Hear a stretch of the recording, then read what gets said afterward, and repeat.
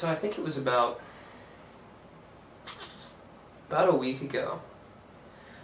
I was just walking down the street, coming back from my dad's house, and I see this guy, and he's like standing and he's looking in the window of someone's house, and I'm walking by and I'm just like, hey man, just trying to be friendly, and I say, how you doing? And he says, fine. He just kind of looks away. So I'm like, okay, kind of weird, but I'm just going to keep going. Well, I get a few steps past him, and he turns around and he says, hey, wait a minute. Come here, I want to show you something. And it's a little weird, but I'm thinking, maybe he's going to explain why he's looking in this person's window, because it's kind of creepy, and I was a little curious about why that would be happening. So I go over there, and let me actually back up. I think I set the scene wrong. It was more like I'm walking down the street, and I didn't see him at first, It was only later that I noticed that he was there, because I walked past, and he jumped out at me. He jumped out of the shadows, and he was like, hey kid, what are you doing? And I was like, nothing, man. Nothing, man. How are you? And that's when he said, I'm fine. And I was like, okay, he's weird, it's fine.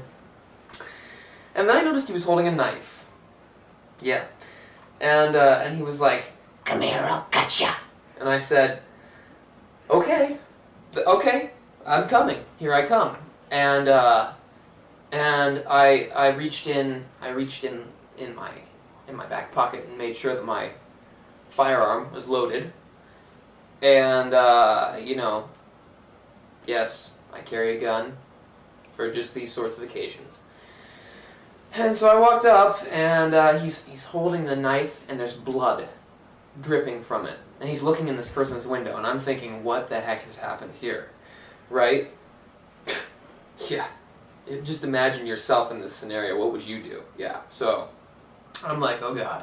And I'm just fingering that pistol. And so he looks at me. He looks at me with his steely eyes, and he says, hey kid, do you have a toothache pillow? And I'm like, no, I don't, what is it? I don't even know what that is. What is a toothache pillow? He's like, that back on your back, is that a toothache pillow? I'm like, no, that's just a backpack, man. That's just a backpack.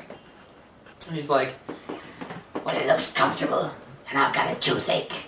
And then he opens his mouth, and there's blood everywhere. I think he ate the people in the house. I'm pretty sure that's what happened. Yeah, in fact, I remember him saying that. He was like, I just ate everyone in that house. And I was like, okay, that's weird. It's creepy.